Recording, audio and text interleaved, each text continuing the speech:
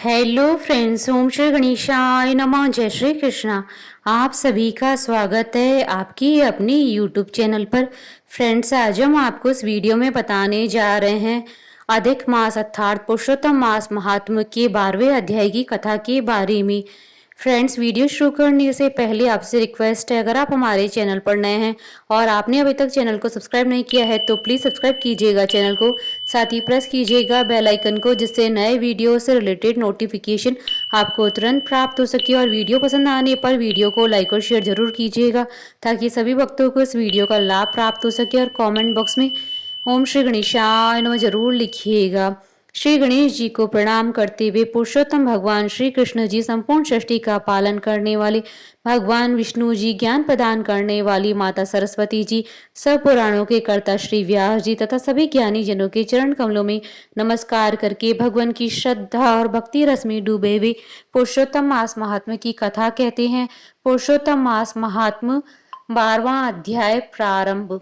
नारद जी बोले, जब भगवान शंकर चले गए तब हे प्रभु, उस बाला ने शोक कर क्या किया, सो मुझ विनीत को धर्म सिद्ध के लिए कहिए। श्री नारायण बोले, इसी प्रकार राजा युधिष्ठिर ने भगवान कृष्ण से पूछा था, सो भगवान ने राजा के प्रति जो कहा सो हम तुमसे कहते हैं, सुनो। श्री कृष्ण बोले, हे राजन, इस प्रकार जब शिवजी चले गए तब वह बाला प्रभावित हो गई और लंबे श्वास लेती हुई, बड़ी डरी हुई वह किशोरी अश्रुपात पूर्वक रोने लगी। हृदयाग्नि से उठी हुई ज्वाला से जलते हुए अंग वाली वह तपस्विनी कन्या वाग अग्नि से जले हुए पत्ते वाली लता की तरह हो गई। दुख और ईर्ष्या को प्राप्त उस कन्या का बहुत समय व्यतीत हो गया। जिस प्रकार चूहे के बिल में घुसकर आक्रमण करके सर्प उसे वश में कर लेता है, उसी प्रकार उपयुक्त शोचनीय अवस्था को प्राप्त उस तपस्विनी बाला पर उस प्रभु काल ने आक्रमण कर उसे वश कर लिया।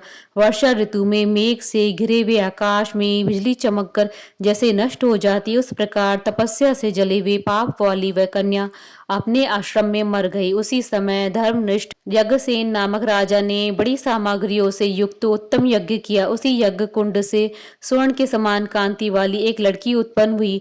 वही कुमारी द्रुपद राज की कन्या के नाम से संसार में विख्यात हुई। पहले जो मेधावी ऋषि की कन्या थी, वही सब लोगों में द्रौपदी के नाम से प्रसिद्ध हुई। उसी को स्वयंवर में मछली को बेच कर भीष्म कर्ण आदि बहुत से राजाओं को तृण के समान कर शुभित रजमंडल दल में अर्जुन ने पांचाली को पाया।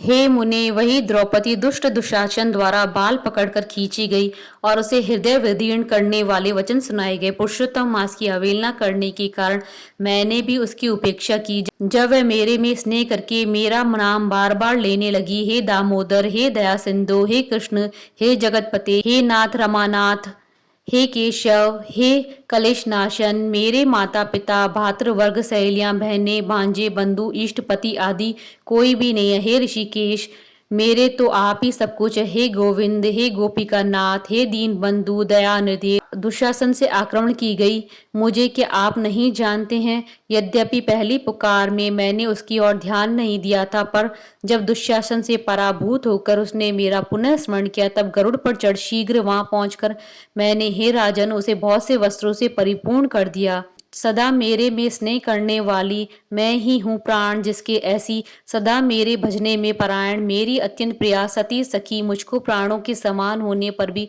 पुरुषोत्तम मास की अवहेलना करने के कारण उसकी उपेक्षा करनी पड़ी। पुरुषोत्तम का तिरस्कार करने वालों का मैं पतन कर देता हूँ। यह पुरुषोत्तम मुनियों और देवताओं से भी सेव्य है। फिर समस्त कामनाओं को देने वाला यह पुरुषोत्तम मनुष्य द्वारा तो सेवनीय ही है। अतः आगामी पुरुषोत्तम की आराधना करो, 14 वर्ष के संपूर्ण होने पर तुम्हारा कल्याण होगा। हे पांडुनंदन, जिन पुरुषों ने द्रौपदी के बालों को खींचते हुए देखा, हे महाराज, उनकी स्त्रियों की अलकों को मैं क्रोध से काटूंगा। दुर्योधन आदि राजाओं को यमराज के भवनों को पहुंचाऊंगा। बाद तुम समस्त शस्त्रों का नाश कर राजा होंगे।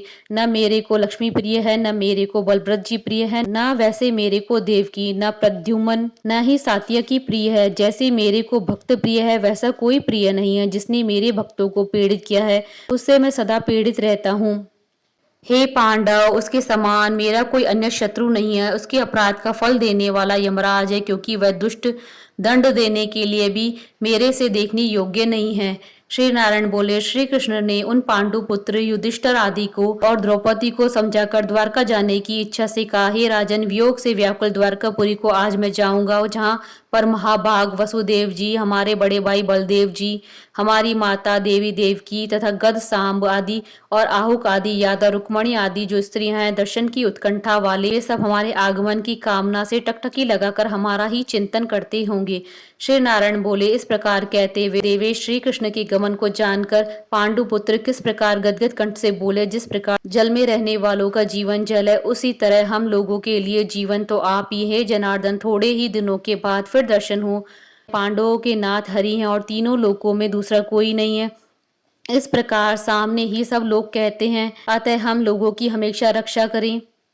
हे जगदीश्वर, हम लोग आपके ही हैं, भूलिएगा नहीं। हम लोगों के चित्त रूपी भ्रमरों का जीवन आपका ही चरण कमल है, आप ही हमारे आधार है। इसलिए बारंबार हम सब प्रार्थना करते हैं। इन पांडु पुत्रों की निरंतर इस तरह कहते रहने पर श्री कृष्णचंद्र प्रेमानंद में मग्न होकर धीरे धीरे रथ पर सवार होकर पीछे चलने वाले पांडु पुत्रों को लौटाकर द्वारकापुरी को गए। श्री नारायण बोले, इसके बाद श्री द्वारकानाथ श्री कृष्णचंद्र के द्वारकापुरी जाने पर राजा युधिष्ठिर ने अपने छोटे भाइयों के साथ तप करते हुए तीर्थों में भ्रमण को गए। ये ब्राह्मण नारद भगवान के प्रिय पुरुषोत्तम मास में मन लगाकर और श्री कृष्णचंद्र जी के वचनों का स्मरण करते हुए अपने छोटे भाइयों से तथा द्रौपदी से राजा युधिष्ठिर बोले, अहो, पुरुषोत्तम मास में होने वाले अत्यंत उग्र पुरुषोत्तम का महात्म सुना है। पुरुषोत्तम भगवान की पूजन किए बिना सुख किस तरह मिलेगा। इस तरह भारतवर्ष में वह धन्य है, वह पूज्य है, वही श्रेष्ठ है जो अनेक प्रकार के नियमों से पुरुषोत्तम भगवान का पूजा अर्चन किया करता है। इस तरह समस्त तीर्थों में भ्रमण करते हुए पांडु पुत्र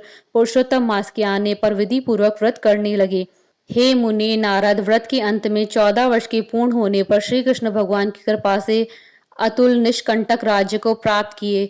पूर्व काल में सूर्य वंश में होने वाला धृढ़धनवा नाम का राजा पुरुषोत्तम मास के सेवन से ही बड़ी लक्ष्मी पुत्र पौत्र का सुख और अनेक प्रकार के भोगों भोग कर योगियों को भी दुर्लभ जो भगवान का वैकुंठ लोक है वहां गया। हे मुनिश्रेष्ठ नारद, इस पुरुषोत्तम मास के अतुल महात्मा को करोड़ों कल्प समय मिलने पर भी मैं कहने में समर्थ नहीं हूँ। सूत जी बोले, हे विप्र लोग, पुरुषोत्तम मास का महत्व कृष्ण देवपायन व्यास जी से मैंने सुना है, तथापि कहने को मैं समर्थ नहीं हूँ। इस पुरुषोत्तम मास के लिए अखिल महात्मा को स्वयं नारायण जानते हैं या साक्षात वैकुंठवासी हरि भगवान जानते हैं, परंतु ब्रह्मा आदि देवताओं से नमस्कार किए जाने वाले चरण पीठ जिनके ऐसे गोलोकनाथ श्री कृष्णचंद्र भी अपनाए हुए पुरुषोत्तम मास का संपूर्ण महात्मा नहीं जानते हैं, तो मनुष्य कहाँ से जान सकते हैं। इति श्री वैद्य नारद पुराण पुरुषोत्तम मास महात्मा 12वां अध्याय संपूर्ण। बोलिए भगवान श्री विष्णु जी की जय, सनातन धर्म की जय। हमारे साथ इस वीडियो में अंत तक बने रहने के लिए आपका धन्यवाद। ओम श्री गणेशाय नमः। जय श्री कृष्ण।